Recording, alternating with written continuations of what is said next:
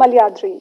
Dr. P. Malyadri obtained doctorate in commerce in 1991 from Sri Venkateswara University. He rendered services in government with 33 years of experience in teaching, research, administration, training, and consultancy. He is also a prolific writer. Sir has authored 6 books and 141 research papers on banking, rural, economic development, and management issues in various national and international journals of repute, including Scopus Index. He has also presented several research papers in around 100 national and international seminars and conferences. He is a recognized research supervisor to guide MPhil and PhD students at Osmania University, Bhartiyar University, Coimbatore, and Kachi University.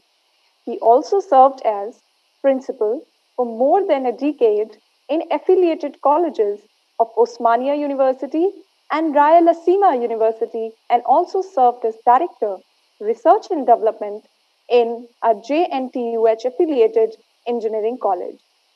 He served as program officer of the National Services Scheme for 5 years and conducted several programs and received outstanding awards.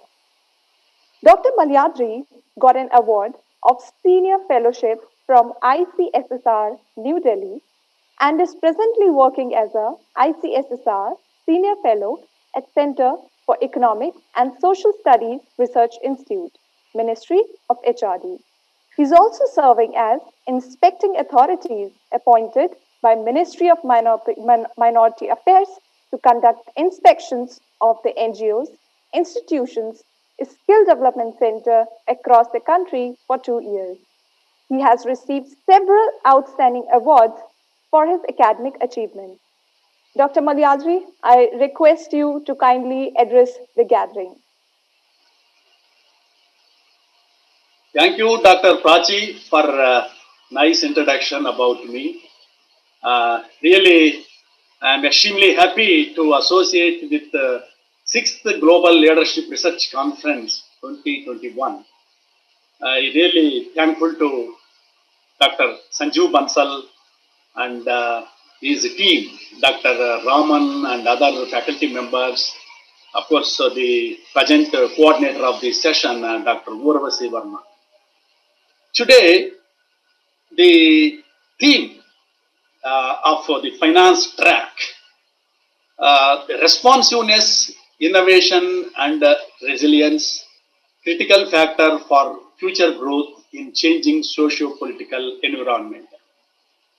In fact, the conference theme is lengthy, but the title of the conference theme is lengthy, but it is worthy because it covers emerging issues and the growth of economy.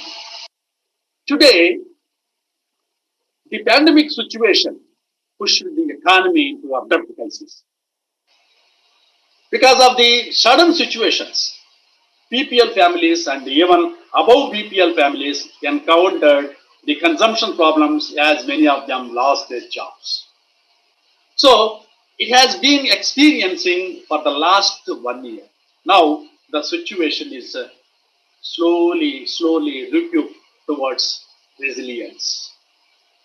Resilience of the economy, in fact, is in need of the hour. For that, several measures are taken by the central and respective state governments to improve the economic conditions in the country. You are all aware that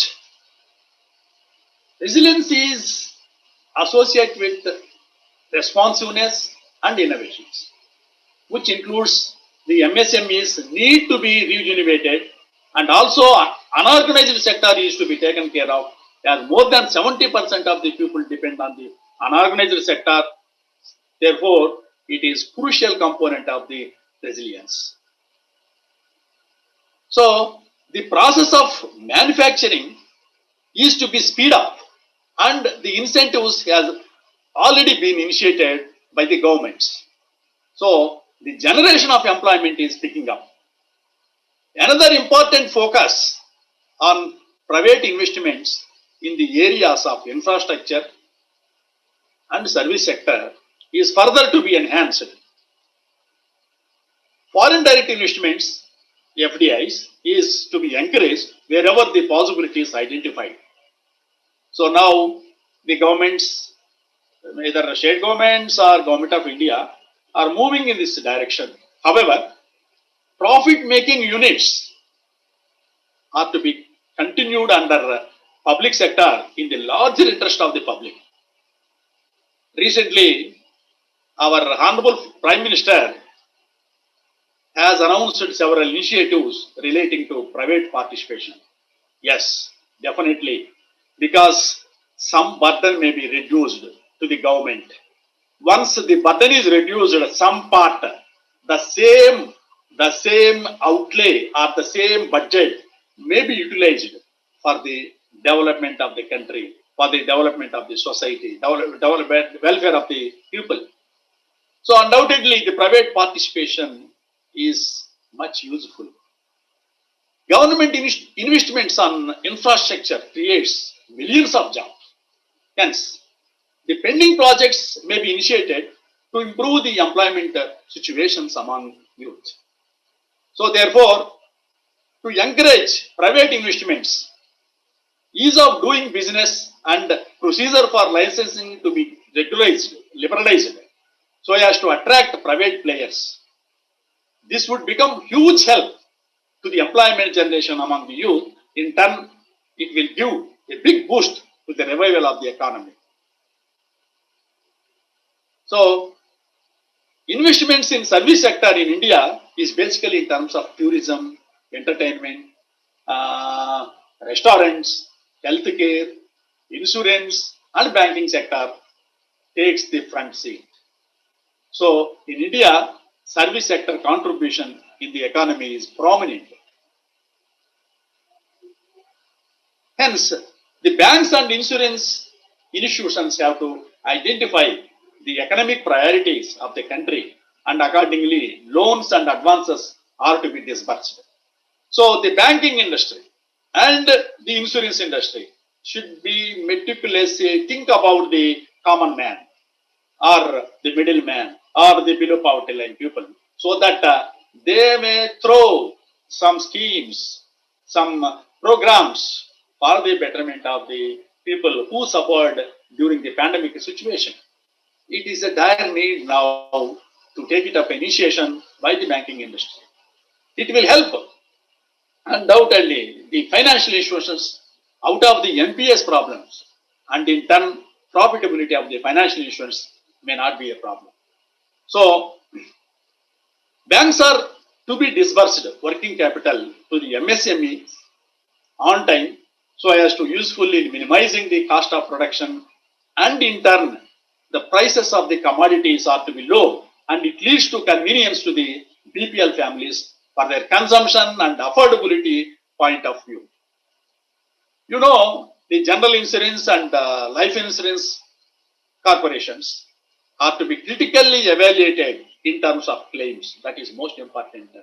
So this is all the strength of the insurance companies are purely depending upon the settlements of the claims. You are all aware, in the budget, 64% of the share of insurance is planning to privatize. So in this context, service is the major concern, need to be taken care.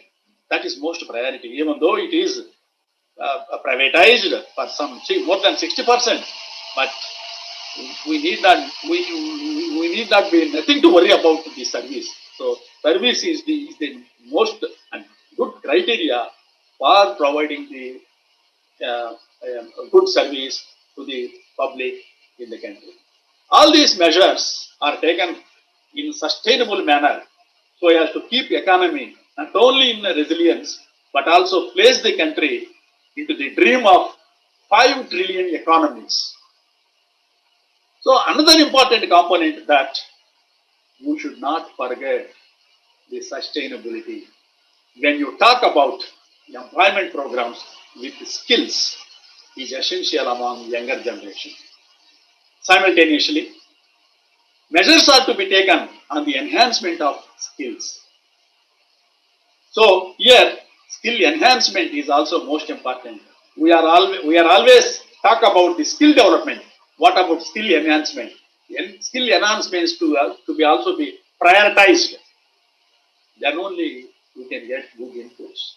Keeping this in view, for skill enhancement, Government of India has announced the National Education Policy 2020, which includes vocational education, which serves the purpose. You are all aware, learning is the process of acquiring knowledge. Learning is the process of acquiring knowledge. Knowledge leads to application. Application takes to creativity. So creativity moves the individual to the critical thinking, and that critical thinking places the individual at the innovation. So finally, we are coming to innovation.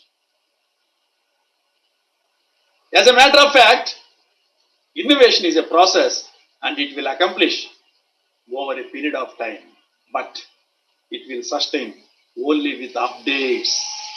So innovation, top priority is given for innovation.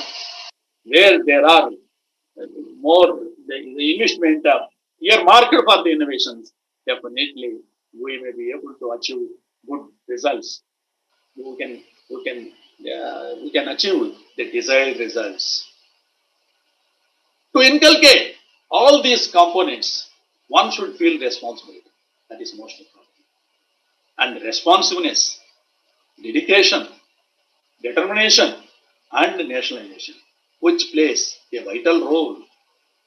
It is not only the responsibility of the governments alone, but also individuals, what we may call it as ISR, individual social responsibility, is most important. If every individual feels some social responsibility, definitely will come out with good desired results. So the resilience is not the problem of India alone, in fact. It is all about the world as a whole. But undoubtedly, India has better edge to take it as an advantage since the agriculture is the main occupation for us. Agriculture is the main occupation for us. So therefore, it places us safer position and we are out of danger from the severe economic crisis. So that is the benefit to the India because we are purely agriculture is the main occupation. Hence, we need not worry about the severe economic crisis. So India's foresight with regard to people thrift habit, that is saving habit, is the major factor to cross the crisis very effectively. Yes. If you can take the case of the whole population in the country, majority of them has saving motive. Everybody intended to save. That also helps to avoid the crisis. To conclude my remarks, the responsiveness, innovations is source of resilience. Besides, socio-political environment in the country will play a vital role in making firm decisions to track the crisis situation. Thank you. Thank you for the opportunity given to me. I'm thankful to Dr. Professor Sanjeev Bansal for the wonderful opportunity to interact with the galaxy of intellectuals. Thank you. Over to the organizers. Thank you so much, Dr. Malyadri, for sharing your views on the